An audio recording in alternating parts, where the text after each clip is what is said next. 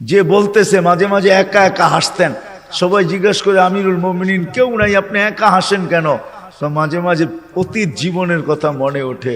বকরি পর্যন্ত চালাইতে পারতাম না, রাখাল ছিলাম, বকরি চড়াইতে পারতাম না, ডেলি একটা না একটা হারায় আসতাম, আর খালা ইচ্ছা মতে ডেলি মার দিত। আজকে তো আমি 3 মহাদেশের রাজা। কয় মহাদেশের? Europe, Asia, Russia. আগে মহাদেশ 3টাই ছিল, বাকিটি পরে আবিষ্কার হয়েছে। ইতিহাসের পাতায় টোকায় দেখলে আমারটা সত্য হবে। আগে মহাদেশ 3টাই ছিল, শুধু এশিয়া, রাশিয়া, ইউরোপ, এই 3টা ছিল। বাকি আমেরিকা, অস্ট্রেলিয়া এগুলা সব পরে আবিষ্কার হয়েছে। ওই যুগে ছিল না এগুলা। এটা তো সমুদ্রের ভিতরে লুকানো ছিল, মানুষ পড়ে বাহির করছে। কি যুবক, ঠিক তো? সত্য তো? তোমাদের শিক্ষা এটা বলে তো? 3টাই ছিল, 3 মহাদেশের রাজা একা একা হাসে। আল্লাহ আপনাকে পিছে নিবেন না। আমাদের শিক্ষিত মানুষগুলা ভাবে যে যদি আমি আল্লাহ পাওয়ায় লেগা যাই তাহলে মনে হয় আমি সুফি হয়ে যাবো। সুফি সব বুঝি ছেড়ে দিতে হবে। না না, কিচ্ছু ছাড়তে হবে না, আরো টপে উঠবেন। টপে এখন আর কতটুকু টপে, তখন আরো টপে উঠবেন। আল্লাহ দেখাইছেন দুনিয়ার ভিতরে সবচেয়ে টপ হইল 10 টপ, এর উপরে কেউ টপে নাই। আশারায় মুবাশশারার উপরে কেউ নাই, আছে নাকি? আপনার আমি কয় টাকার মালিক? রাগ হয়ে যাবেন? বলবো? হায় হায়, আপনার আমি কয় টাকার মালিক? কয় টাকার? আব্দুর রহমান ইবনে আউফ রাদিয়াল্লাহু তাআলা আনহু যখন মারা যায়, নগদ ক্যাশ টাকা ছিল 47 লক্ষ কোটি টাকা। কত? জি, আপনার বাজেট এবার কত হয় দেখেন। হয়তো 7 লক্ষ কোটি টাকা হবে, নাহলে 7.5, নাহলে 8 লক্ষ কোটি টাকা। এর বেশি বাংলাদেশের বাজেট হবে না। গত বছর হয়েছে এর চেয়ে কম, 7 লক্ষ কোটি টাকা হয়েছে।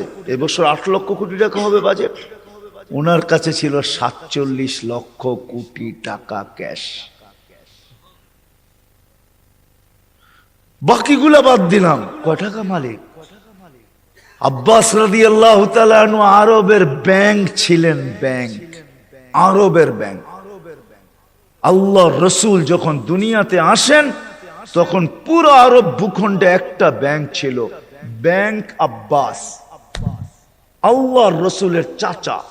বিদায় হজের দিন আল্লাহর রাসূল বলছে, চাচার যত সুদ আছে সব আমি মাফ করে দিলাম। চাচা হাসতে হাসতে দাঁড়াইছে আর বলছে, ভাতিজা তুই সুদ মাফ করে দিলি, কতটুকু আর দিলি? চাচা পাশে দাঁড়ায় বলছে, ভাতিজা সুদ মাফ করলো, আমি ভাতিজার সম্মানার্থে আসলও মাফ করে দিলাম। ও আরববাসী, আমার টাকা কারো দিতে হবে না, মাফ। আপনি জানেন না কয় লক্ষ কোটি টাকা ছিল এখানে। আমার কাছে হিসাব আছে কয় লক্ষ কোটি টাকা ছিল। আপনার আমি কয় টাকার মালিক? আসেন আল্লাহকে রাজি করি। কি দিবে? কি দিবে?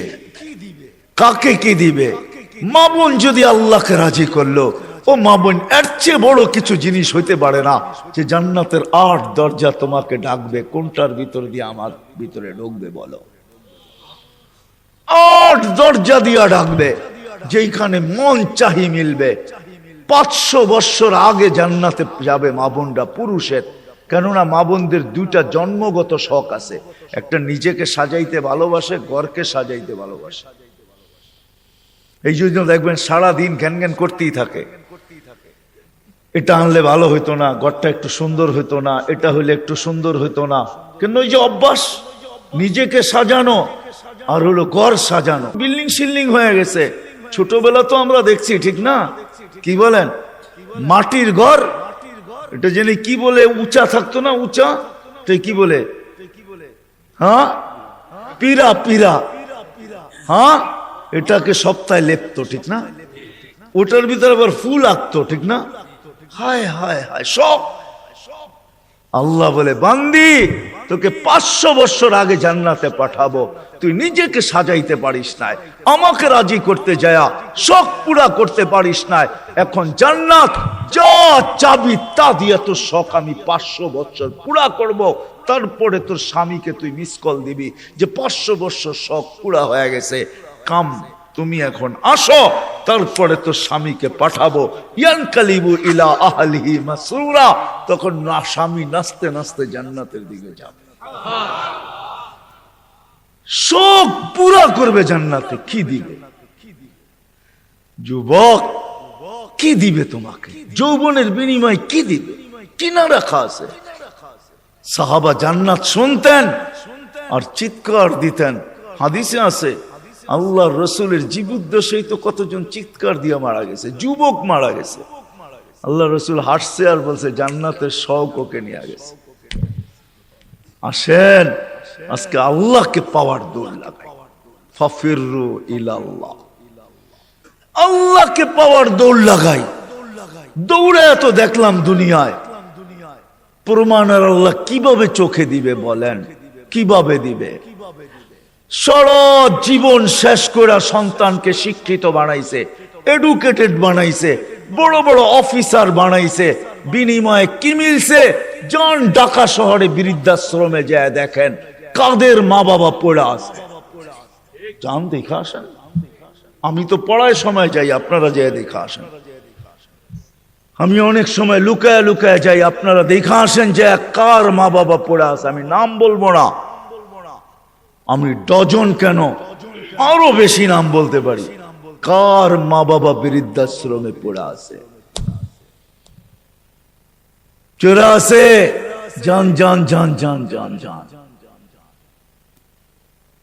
কার মা বাবা বৃদ্ধাশ্রমে পড়ে আছে, কার মা বাবা নিজের ঘরে থাইকা বৃদ্ধাশ্রমের থেকে খারাপ অবস্থায় আছে।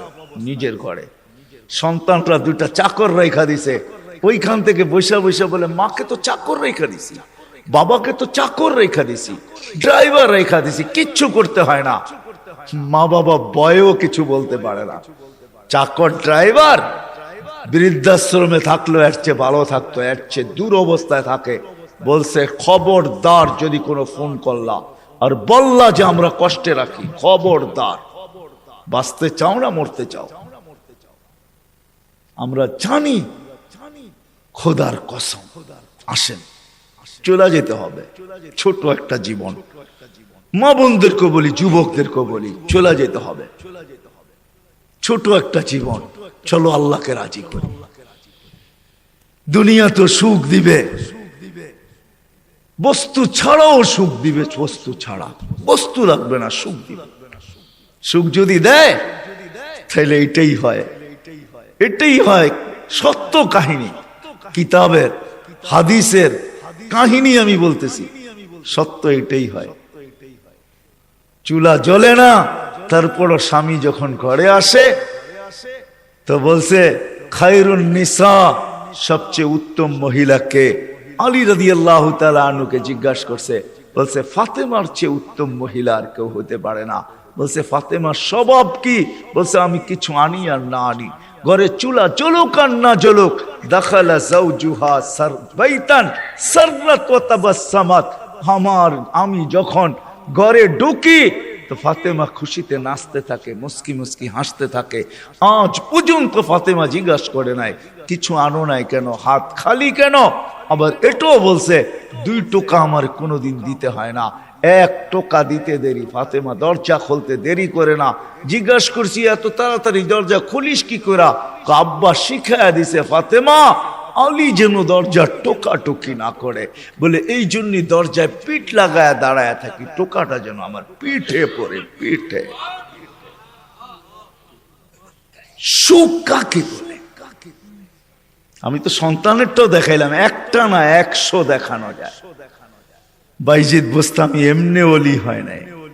হায় হায় হায়, মুসা আলাইহিস সালামের জান্নাতের সঙ্গী কসাই এমনি হয় নাই। ওয়াইস করনি জান্নাতের দরজায় দাঁড়ায়া আল্লাহ মার সেবার বদলা দিবে, এমনি না।